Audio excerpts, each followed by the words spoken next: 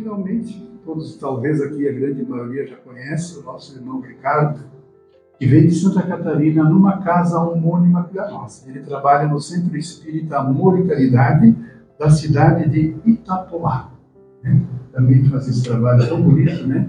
E que a gente sempre se sente tão bem de recebê-lo, Ricardo, mais uma vez. É uma satisfação tê-lo na casa. E eu não tenho dúvidas que nós, pelo tema que tu nos trazes, novamente seremos enriquecidos. E assim seja.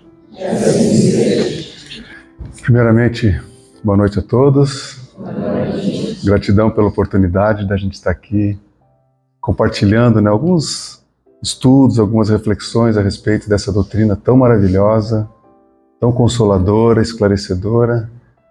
E como disse o nosso irmão, né, o estudo é fundamental. Para quem já teve a oportunidade de ver no capítulo 6, Cristo Consolador, tem a mensagem de Jesus, que é o Espírito de Verdade, muito clara. Espíritos, amai-vos, eis a primeira recomendação. Instruí-vos a segunda. E não é à toa que a nossa doutrina não tem o dono, não tem aquele que manda, que desmanda. Ela é aberta e o convite para que todos tenham a mesma base de conhecimento. Depende só da nossa vontade, né? O famoso livre-arbítrio. Então, ninguém de nós reencarnou tendo contato com essa doutrina em algum momento, por acaso. Sorte, não. Eu gosto muito da mensagem de Bezerra de Menezes. As encarnações, suas encarnações foram programadas. Lestes o programa e assinastes. Então todos nós somos sabedores. Agora, a oportunidade é dada àquele que realmente quiser, né? Então que a gente procure buscar, porque nós temos compromissos para conosco e para aqueles que nos rodeiam, né? Então não é à toa que nós estamos aqui em determinados momentos, refletindo a leitura, enfim, e isso reflete no nosso dia a dia, na nossa vida, né, conosco e os parentes. Enfim, o tema dessa noite, ele nos remete às questões profundas da nossa alma. Porque a gente tem que lembrar que Jesus veio há 2000 anos nos apresentar o amor. E a gente passou 18 séculos patinando. Até hoje ainda estamos tentando nos encontrar. E como humanidade, mais sabedor do momento de transformação moral, que é consequência da evolução, do crescimento de nós espíritos, nós precisaríamos de algo a mais. Então, passado aquele tempo, Jesus, já estão maduros o suficiente para receber o Consolador, que nada mais é do que aquela doutrina que vem esclarecer o que Jesus lá atrás nos falou em parábolas para deixar marcado. E veio através de Kardec nas obras básicas e posteriormente, né, mais ou menos um século à frente, vieram dois grandes missionários, né, nosso querido Chico Xavier e Divaldo, em especial os dois, né, mas obviamente que tem uma série de outros trabalhadores nessa seara. Então Chico veio através de Emmanuel e todos os demais espíritos, nos trazer, desdobrar aquela parte do amor, da doutrina, para que a gente possa compreender melhor. E o Divaldo, através da benfeitora Joana de Ângeles, veio nos trazer aquelas reflexões mais íntimas de uma alma. E por que isso? A gente fica pensando, mas por que isso nesse momento? Porque nós estamos começando a despertar a consciência. Porque até então nós estávamos, como diz Joana de Ângeles, na fase da consciência de sono. Comer, dormir e procriar. Se essas três áreas estão satisfeitas, o ser humano estava feliz. E até hoje ainda muitos de nós estamos nessa fase. Mas a gente já deu um passo a mais e já estamos entrando na fase que Joana chama da consciência desperta de sono. Ainda não estamos despertos, mas só essas questões básicas já não nos satisfazem mais. A gente precisa de algo a mais. Então, e na medida que vamos nos tornando mais conscientes, tudo aquilo que está lá dentro, aquele nosso passado repleto de erros, às vezes começam a surgir e uma força diferente começa a nos dominar.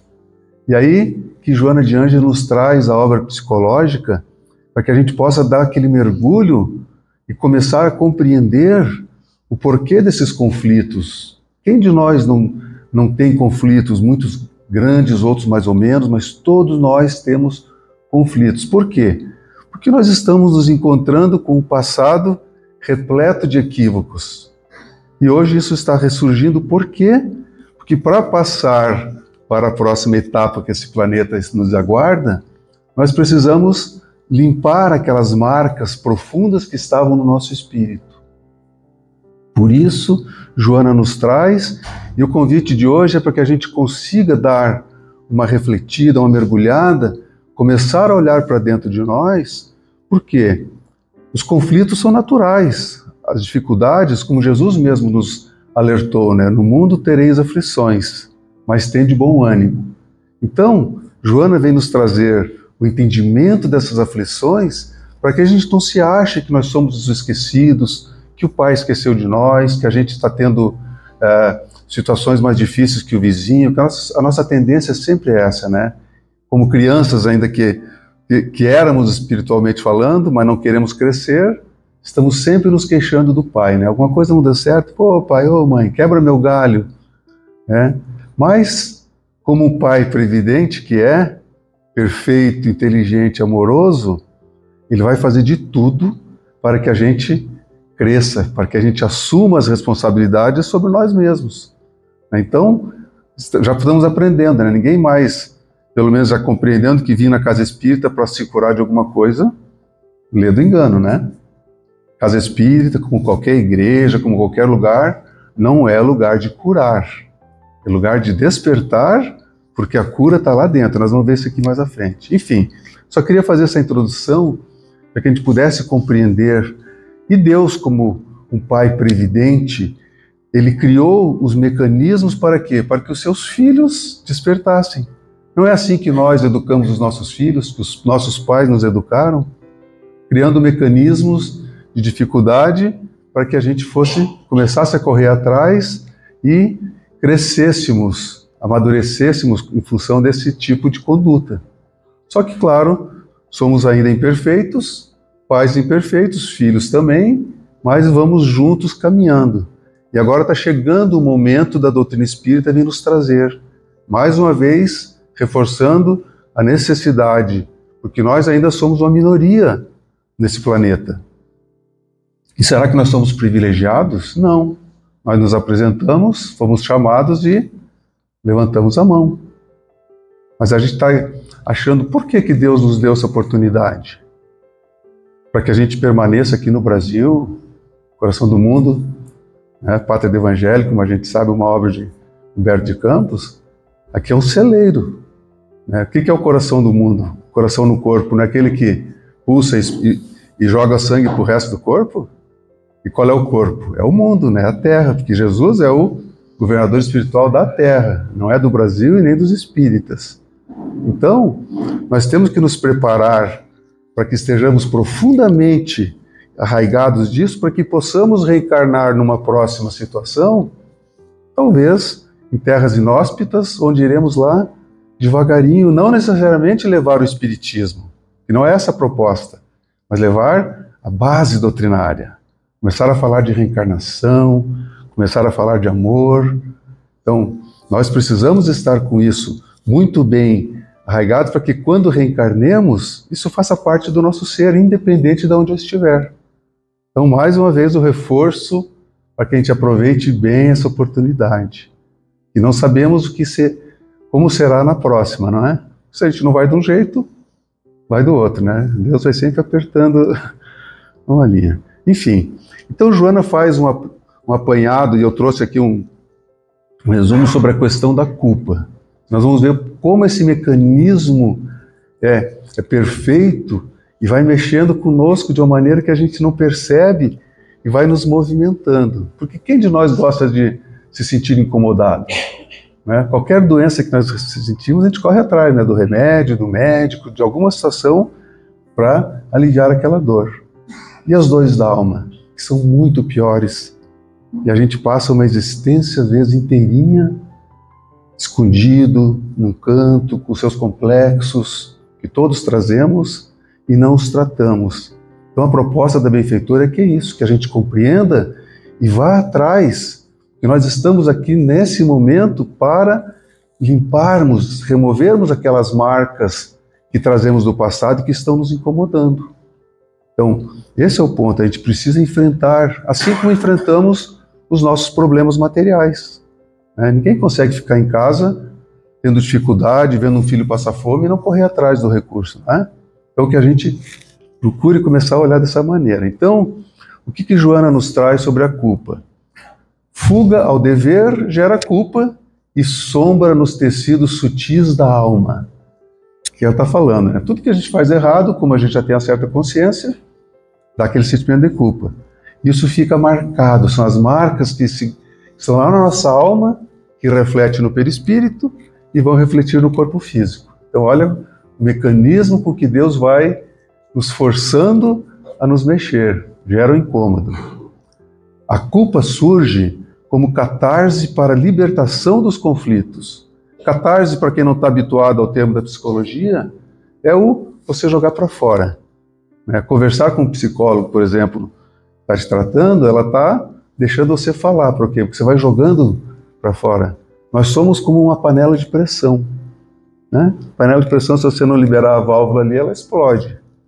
E nós somos assim. Então a gente precisa desses alívios para poder prosseguir. E cozinhando no tempo certo, na medida certa. E esses mecanismos, eles se manifestam conscientes ou via mecanismos de autopunição inconsciente. E aqui que é o grande problema. Nós não temos consciência do que nós estamos fazendo. Eu não me sinto capaz, eu não me sinto útil, eu não me sinto feliz, ninguém gosta de mim. Tudo isso é reflexo de nós mesmos. E aí, o que acontece? Quando a gente erra, se arrepende. Então esse arrependimento, imagina no plano espiritual, leva à consciência do erro. Porque aqui na Terra a gente ainda vive as ilusões. Desencarnou, ninguém é mais ninguém, Nós somos nós mesmos enfrentando os nossos demônios, como a gente fala no popular, que são todos os nossos erros. E aí sabemos de toda a história, dos mecanismos que ocorrem após desencarnar para quem não conseguiu viver uma vida correta e digna. Grande problema, mantido esse arrependimento, eu chego no plano espiritual e me arrependo, mas eu não tenho coragem de seguir à frente, de movimentar. Então, quando eu mantenho isso por muito tempo, ele impregna a nossa mente. Quando eu reencarno, ele intoxica o quê? Todos aqueles que estão ao nosso redor e a nós mesmos. É importante a gente lembrar, nós somos espíritos, nós não somos esse corpo. E estamos interligados com todas as inteligências do universo. Então é importante, quando a gente está no nosso meio social, especialmente familiar, como a gente percebe aquela pessoa que é tóxica e a nossa tendência ainda hoje que é isolar, Reunião familiar, o parente chato, vamos deixar ele de lado, nem vão nem convidar. Grupo social, idem. E a proposta é justamente o contrário. Eles precisam desse acolhimento. Eles não são assim porque eles querem, mas nós ainda, egoístas que somos, só queremos vida boa,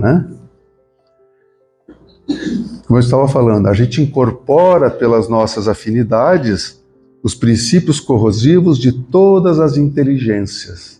Já sabemos, conforme eu vibrar, eu vou estar sintonizado com espíritos bons, que querem nos ajudar, mas se eu baixo a vibração, eu vou me conectar com espíritos dessa natureza, e eu vou estar num ambiente tóxico.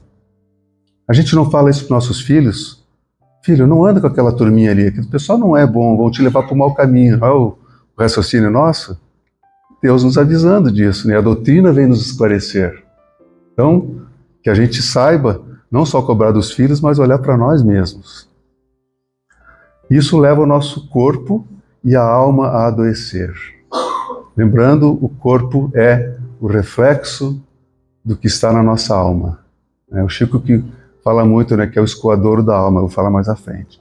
E eu gosto dessa imagem aqui porque ela nos mostra exatamente como é o mecanismo que Deus utiliza para nos chamar a atenção. Somos o espírito. Né? Erroneamente a gente costuma dizer, né, o meu espírito, a minha alma, né? Não, eu sou o espírito. Que o único que pensa, que fala, que age é esse serzinho aqui. Só que ele é não temos nem ideia, né, do que ele é, uma energia. E para ele evoluir, ele tem que interagir no seu meio onde está evoluindo. Quanto mais atrasado somos, mais denso. E esse meio é o fluido cósmico universal modificado de acordo com a necessidade, a densidade do planeta. E aí a gente precisa do quê? Dessa roupinha chamada perispírito, que é matéria. Então o perispírito não pensa, não fala, ele só age pelo impulso, ele é conduzido pelo espírito, não é?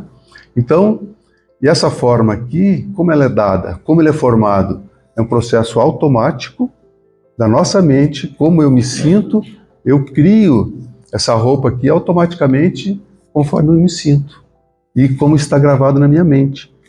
Por exemplo, eu fui um fumante no passado, contraí um câncer no pulmão, desencarnei com aquela culpa, com aquela marca. Quando eu reencarnar, meu perispírito vai ter aquela marca que eu sei que tinha. Aí eu vou renascer, ou já com uma doença congênita, ou uma fragilidade que vai surgir no momento correto, no momento em que eu precisava, para realmente aprender a lição, não mais voltar a fazer. Punição? Não, mecanismo de amor, de misericórdia. E por fim, ao reencarnarmos, precisamos do corpo físico, que é o reflexo de como eu me sinto e como naturalmente eu me planejei, né, na existência. Então esse aqui nós somos nós. E aí o que aconteceu? Estamos reencarnados, erramos, como de costume ainda. O erro leva, quando eu desencarno, ao quê? Ao remorso. Mesma coisa que acontece aqui na Terra, só que é um remorso muito mais profundo, porque lá eu não tenho mecanismos para aliviar, para abafar. Eu não tenho o álcool, não tenho a droga, não tenho a comida, não tenho a fofoca, enfim, todos os mecanismos de fuga que nós temos aqui. E aí nós nos encontramos com a realidade. E isso nos dói, né? E aí a gente vê o quanto, né, André Luiz nos mostra no livro Nosso Lar, né, o reflexo de um remorso que nos leva à perturbação e a gente se encontra com espíritos afins nas zonas de sofrimento. Mas, passado o tempo, que cada um tem o seu tempo, nos arrependemos profundamente, não é da boca para fora. Esse arrependimento, o que é? É uma mudança do meu psiquismo em relação àquele erro. Chega, não quero mais. Não quero mais beber, não quero mais... Decidir. Se eu vou conseguir, é outra situação.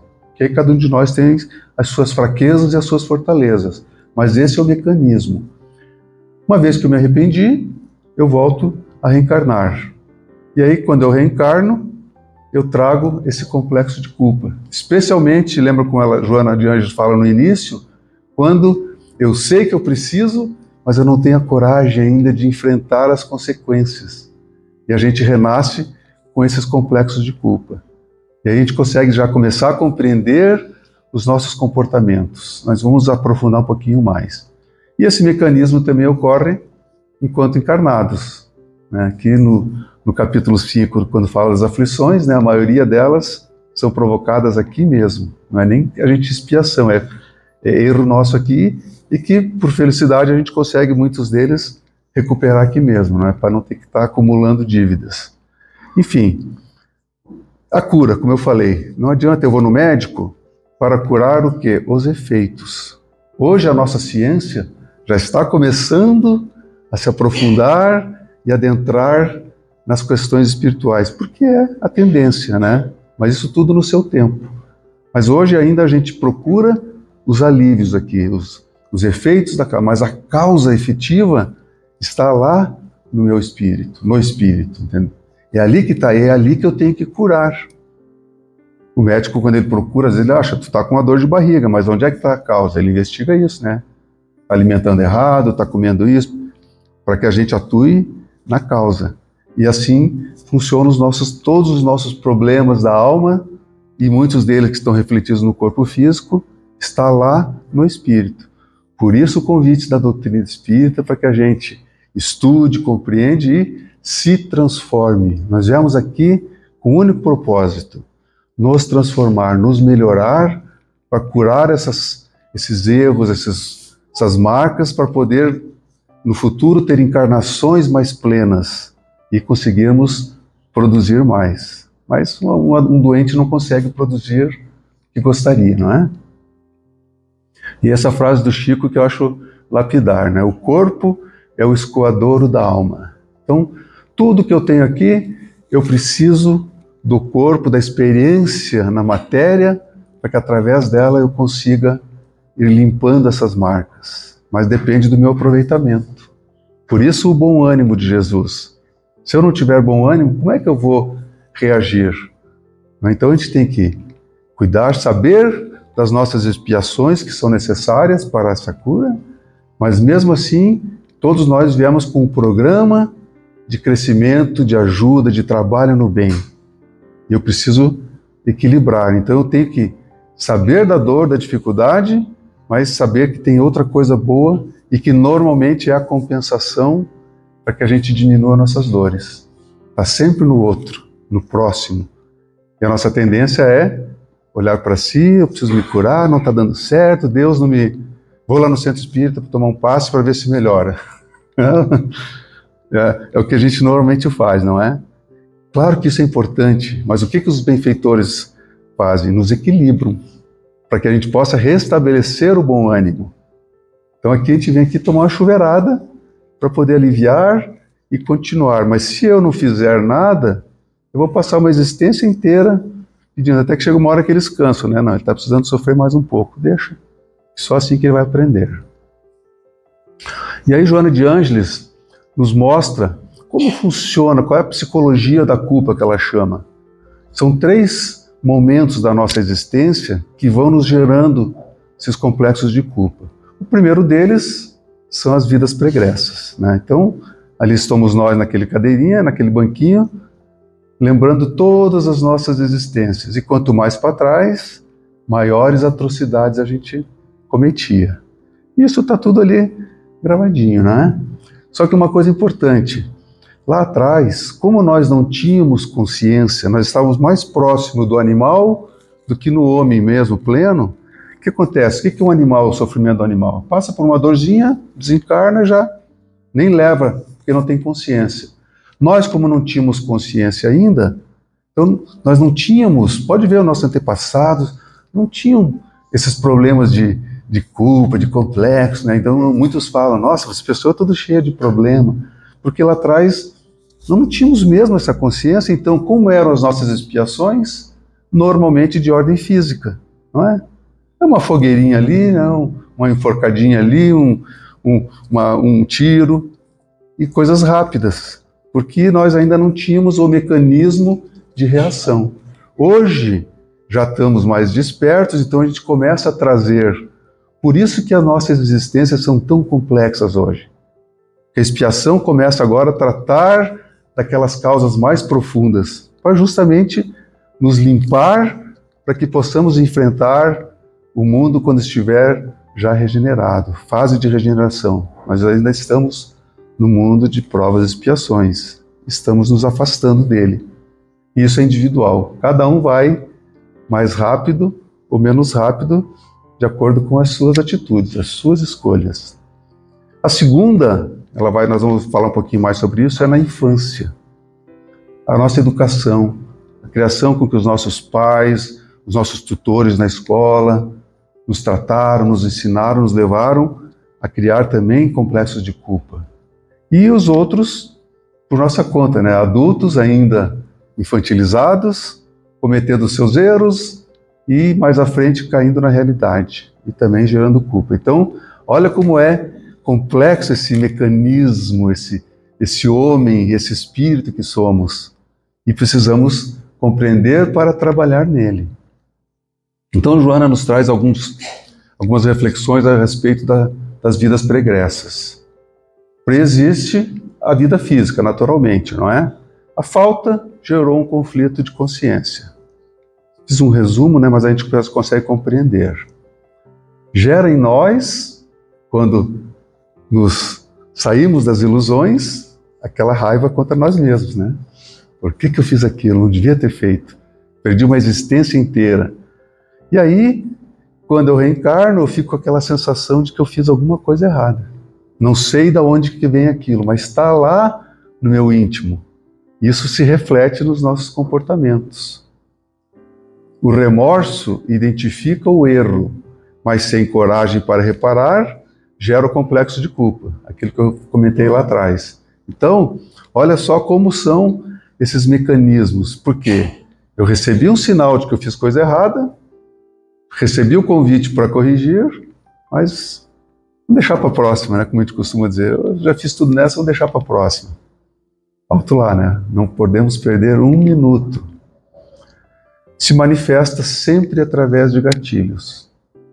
Eu não sei porquê, aconteceu alguma coisa, aquilo me traz lá do fundo aquelas lembranças, né? Não as lembranças, mas as reminiscências vêm. Elas vão surgindo ao longo da nossa existência, sempre como um aviso. Eu não lembro porque se eu lembrar, eu não consigo dar conta. Mas os avisos vêm, tem coisa errada. Procura o médico. Nós temos que cuidar disso. Ignorando a procedência, olha como ela se manifesta. Angústia, insegurança, insatisfação e tantos outros mecanismos. Somos nós esse aqui. Alguns mais, alguns menos. Aquela sensação de que eu não mereço. A nossa vida está perfeita, eu não mereço tudo isso. Não sou merecedor. Então aqui eu só queria dar um lembrete. Deus não distribui benesses. Se alguma coisa boa veio até mim, eu sou merecedor. Então que a gente abandone essa ideia. Eu mereço tudo de bom que eu tenho, porque é alguma conquista ou alguma possibilidade de eu progredir através daquilo. Então que a gente elimine essa sensação. Quando ela vier, diz, não é assim. Eu estou aqui, agora Deus não nos dá nada, nem de bom, nem de ruim, entre aspas, que não tenha um propósito útil para nós. Deus é perfeito. Que pai que dá coisa ruim para os filhos? Mas nem sempre a gente acerta. Deus não erra, não é mesmo? Então a minha existência, Deus está me dando ali o melhor do melhor do melhor, porque Deus não tem limites. Ele pode distribuir o que Ele quiser. E Ele sempre vai nos dar. Então isso nos lembra do quê? Eu sou a melhor versão que Deus tinha para mim, não para o outro. A vida do outro não serve para mim. E a gente está sempre olhando, né, como diz para a comida da vizinha, sempre é melhor que a nossa, né? Por quê? De novo, espíritos ainda imperfeitos, insatisfeitos, não compreendem ainda os propósitos da nossa existência, estamos querendo aqui viver na boa, tranquilos, sem termos feito nada por merecer. Então que a gente trabalhe, para quê? Porque nessa existência eu já posso ser feliz, naturalmente que dentro das limitações, de acordo com a minha conduta e as minhas escolhas. Busca por autopunição para libertar a consciência. É aquela panelinha de pressão. Está fervendo, eu preciso jogar alguma coisa.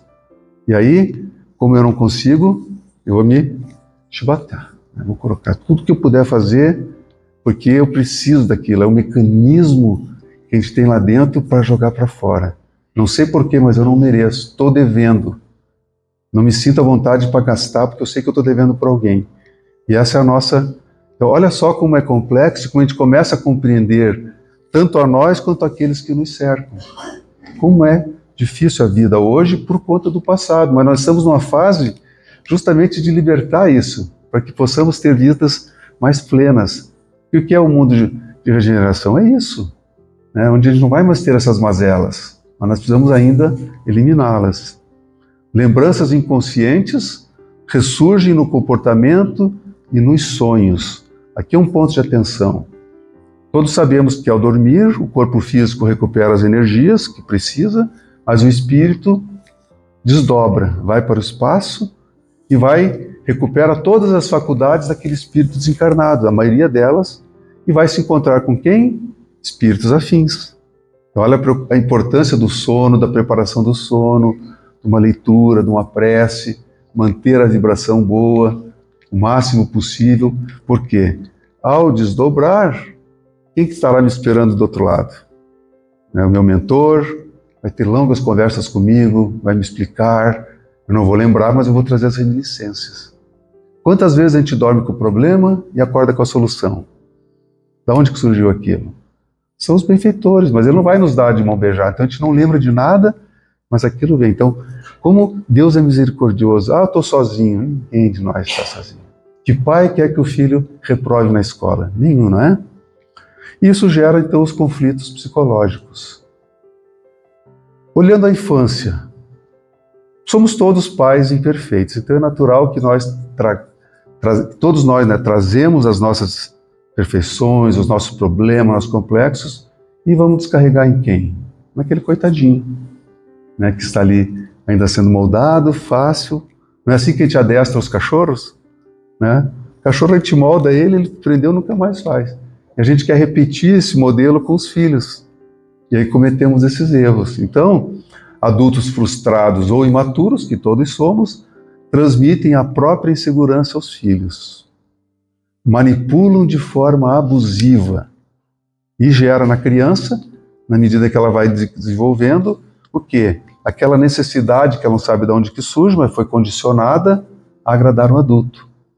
Isso especialmente quando ela começa, passar da adolescência, a fase da rebeldia, que ali ela está indo contra tudo, mas depois chega na fase adulta, ela começa a tomar caminhos diferentes do que os pais esperavam. Isso gera conflito no adulto. Então gera adultos inseguros, ele perde a espontaneidade e a liberdade de pensar e fica com os seus conflitos de culpa. E esse é o grande problema. Quanta gente que nós conhecemos e nós mesmos que a gente não tem referência entre o certo e o errado. Será que eu vou por aqui? Será que é por aqui o nosso caminho? Quantos erros a gente comete justamente porque não tem segurança. Mas esses somos nós, aqueles seres complexos, crescendo, aprendendo. Mas estamos ainda numa fase e precisamos nos compreender e compreender os que nos cercam, porque isso faz parte do processo. E aí, Joana nos lembra de alguns aspectos importantes. A infância é base na formação da personalidade e consciência de si. Um dia todos nós teremos isso muito claro, mas hoje já estamos talvez avós, muitos aqui, a gente olha os nossos filhos já de repente cometendo coisas que não faríamos mais. Então a gente tem a tendência de ir lá e querer educar os netos. Isso é responsabilidade dos pais. Ninguém nasce no lugar errado. Agora, o nosso papel é ajudar os pais, nossos filhos, conversar, mas sem tolher a liberdade deles. Porque eles são espíritos como nós que precisam das suas experiências. E o filho veio através deles porque o compromisso deles é mútuo, não é meu. Então, cuidados para a gente não repetir, redobrar o nosso erro. E aí, comportamento, confiança. Apoiar o que seja correto e modificar o contrário com sabedoria. Não é na lombada, não é no puxão de orelha, como nós fazíamos lá atrás. Era o comportamento. Hoje isso já não é mais possível, não é mais aceitável sob o ponto de vista não só das leis, que hoje modificaram, porque é um caminho, mas especialmente quando a gente tem essa consciência. Aquele serzinho ali, Deus colocou todo móvel, é uma massinha ainda maleável para que os pais justamente vão corrigindo as tendências do passado, para que quando ele assumir a sua verdadeira personalidade, que é após a adolescência, ele consiga já deixar para trás aqueles hábitos antigos. Esse é o papel. A partir dali, ninguém educa mais ninguém. Aí nós temos que ser amigos dos nossos filhos. Esse é o grande ponto. E aqui entra um aspecto que a gente precisa trabalhar muito. Criar confiança nos filhos. Para quê? Para que eles venham até nós e dizem: pai, errei. Filho, não tem problema. O que você fez? Vamos corrigir, vamos compensar, mas estou contigo. Então, criar nele aquela segurança. Como é bom ter um filho que vem: pai, errei, desculpa. Filho, não tem problema. Você vê que ele vai. E a gente, qual é a tendência? Dá-lhe chinelada, dá-lhe coisa, e ele ficava com medo de mostrar na prova. Então errava e se escondia. E o coitado trabalhando ali naquela angústia com os seus conflitos. Então tudo isso a doutrina vem nos trazendo, naturalmente que a psicologia vem evoluindo muito rápido nesse sentido, não é? a gente percebe que esses comportamentos começam a ser tratados, né, mais amplamente pela psicologia. E aí eu lembro sempre daquele poema de Khalil Gibran, Os Filhos, onde ele nos diz, né, nossos filhos não são nossos filhos. E aí fica o convite para que procure na internet esse poema, lendo sobre a ótica espiritual, a gente tira muito aprendizado dele. E na idade adulta, né, nós já conscientes, principalmente na nossa fase ali mais da rebeldia, não é? Mas ainda alguns mais tarde, nas ações de extravagância e de delinquência. Depois olhamos para trás, né? Então muitos se culpam por não ter aproveitado o tempo. Como é normal a gente ver, né, pessoas que adentraram a doutrina espírita mais na frente e começam a perceber, diz, nossa senhora, se eu tivesse conhecido a doutrina mais cedo, não ia adiantar nada, nós não estávamos preparados ainda, né? Fruto não cai do pé enquanto não está maduro, né? A gente teria provavelmente refutado e talvez hoje nem estivéssemos aqui. Tudo no seu tempo. Então, Joana nos traz as consequências da culpa não liberada. Então a mensagem dela é essa, nós temos que liberar isso. E os mecanismos que a doutrina, que Jesus nos trouxe, levam a isso. Geradora de graves distúrbios deve ser liberada. Fixados na culpa, nós nos paralisamos. Isso desarticula em nós os mecanismos de fraternidade. Porque eu só olho para mim, eu sou um coitado, não mereço nada e não faço nada. E a solução, nós vamos ver mais à frente, está justamente na fraternidade. Agimos de forma punitiva, presos por aquele fardo moral. Então, somos nós. Percebe como é complexo, mas como é importante ter essa noção para que a gente consiga vencer os nossos medos. Isso é normal de todo mundo. Mas a gente tem orgulho, eu ainda me acho, eu não vou demonstrar fraqueza. Isso a nossa sociedade ainda nos mostra. Mas nós precisamos enfrentar isso, os nossos medos, para que a gente possa realmente desfrutar melhor dessa existência. E aí surgem todas aquelas síndromes que a gente vê, depressão, síndrome do pânico ou outros males físicos, porque todo o desequilíbrio da alma descarrega no corpo. Então, doenças físicas, psicossomáticas, né, psicológicas, tudo isso é fruto do quê? De nós não tratarmos adequadamente aquilo que está dentro de nós, que somos, tratar de curar as doenças lá íntima. Surgem os impulsos de autoflagelação, cortezinhos, giletes. Como é que pode fazer isso? A pessoa está tão presa que ela tem que jogar para fora aquilo e às vezes acaba encontrando aquilo. Então, até o suicídio, né? Muitas das vezes é levado por conta desses problemas. A pessoa não se encontra mais, o sofrimento é tão grande que ela age de forma impulsiva. Vozes internas nos oprimem, a descrença e a falta de fé em nós mesmos. E essas vozes internas somos nós, gritando, por conta desses condicionamentos todos, e também pela nossa baixa vibração, a gente abre o espaço, o campo para quem? Principalmente para aqueles irmãos a quem nós no passado prejudicamos, contribuímos para a sua queda moral, eles não se recuperaram ainda, vivem naquele tempo em vingança, ou seja, estão pensando só na vingança, eles não enxergam mais nada na frente. Quando nos encontram, eles vêm cobrar a conta. Por maldade? Não, por ignorância. Agora, se Deus permite que eles se aproximem de nós, algum propósito tem, uma oportunidade para que os ajude a modificar o seu psiquismo. Como? Dando palestra, conselho? Não, é o exemplo. Exemplo é aquilo que modifica as pessoas. Quem assistiu o filme do Divaldo sabe muito bem, não é? Quantos e quantos anos, olha o Divaldo, um espírito muito mais evoluído do que nós, mas que tinha um passado ainda lá de 1600. E vem aquele irmão, até que por amor, por dedicação, pelo exemplo, Deus permitiu que a mãezinha dele fosse jogada no cesto de lixo ali, e o Divaldo se compadeceu e terminou. Ele não foi ali que modificou, ele terminou de fazer aquela transformação que vinha sendo feita ao longo dos séculos. Então, de novo, espírito obsessor não é espírito mau. Existe, claro, alguns que ainda não se conseguiram, mas os nossos particulares são compromissos nossos do passado. Necessário fazer um movimento psicológico de liberação da culpa. Então aqui ela está nos chamando. A psicologia é uma dádiva que Deus nos deu, como a medicina, como tantas outras ciências, mas especialmente para quê? Para que a gente consiga equilibrar o nosso corpo, nosso psiquismo, para com isso recuperar o bom ânimo a que Jesus se referia e aí continuarmos trabalhando. Só isso não é suficiente, eu preciso daquilo, senão nós vamos repetir, né, sessões de com psicóloga, dezenas de anos, daqui a pouco se a psicóloga não é boa, vou mudar para outra. Mesma coisa com o psiquiatra, né? O outro me deu um remédio melhor, eu vou mudar para lá e vou continuar tomando remédio o resto da minha vida, porque eu não estou tratando da causa. E como isso? Através do auto-amor e autoaceitação. Enquanto eu não me amar como eu sou, lembrando que Deus me deu o de melhor que Ele tinha para mim, eu sou a melhor versão, eu preciso me amar do jeito que eu sou. Eu vim feio, eu vim gordo, eu vim com deficiências. Gente, era isso que eu precisava, o que eu pedi. Faz parte do meu roteiro.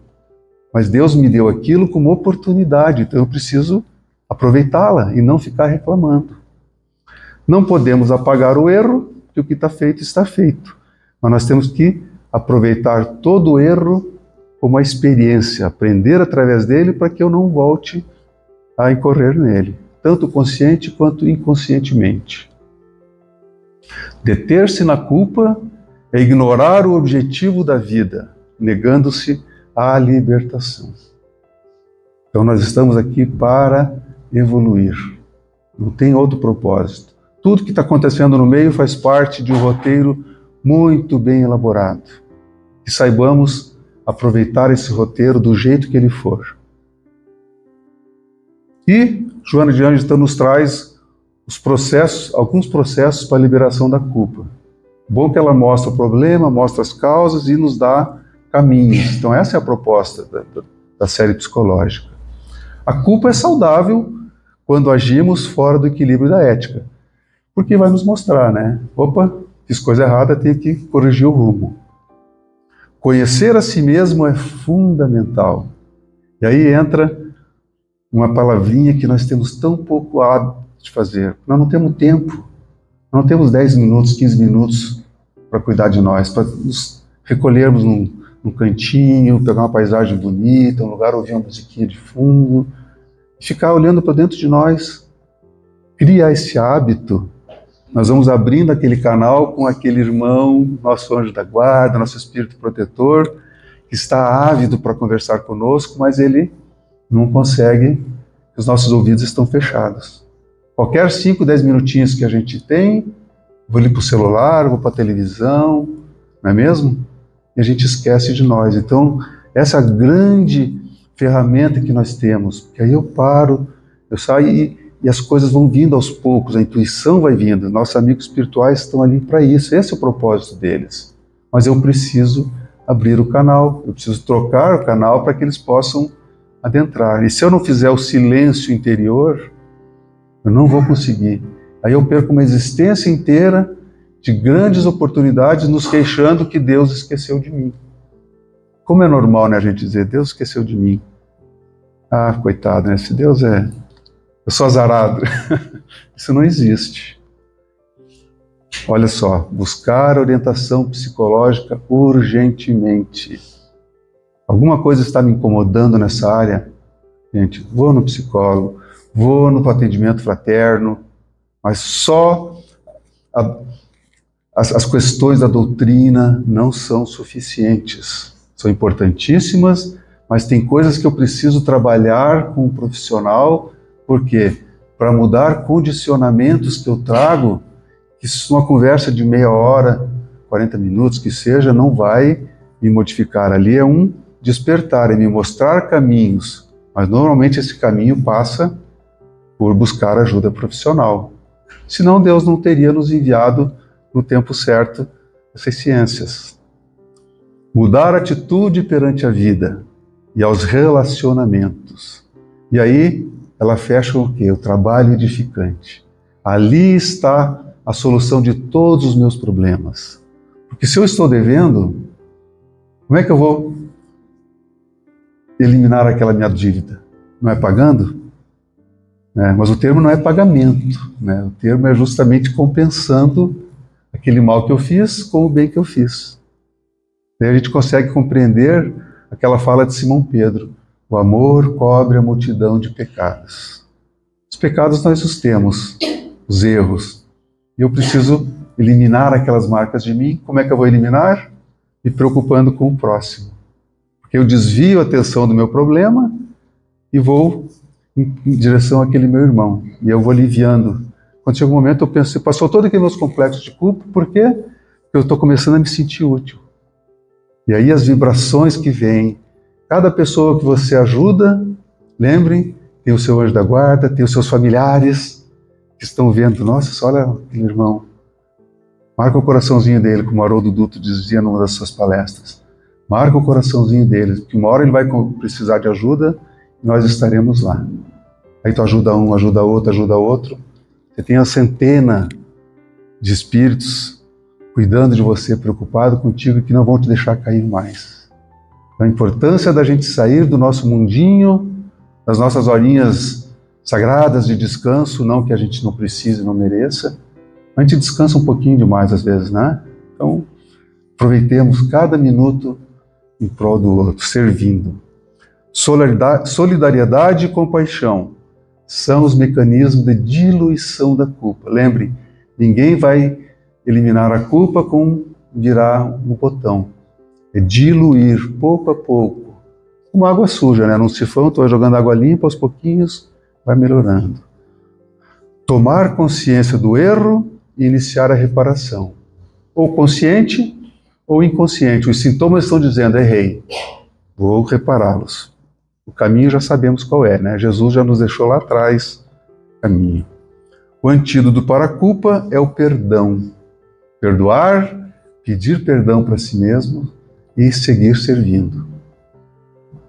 E Jesus recomendou, né, ficou muito claro, e a gente compreende melhor aquela fala de Jesus, né? Ide e reconciliai-vos enquanto ao caminho, buscando a felicidade no amor e no perdão.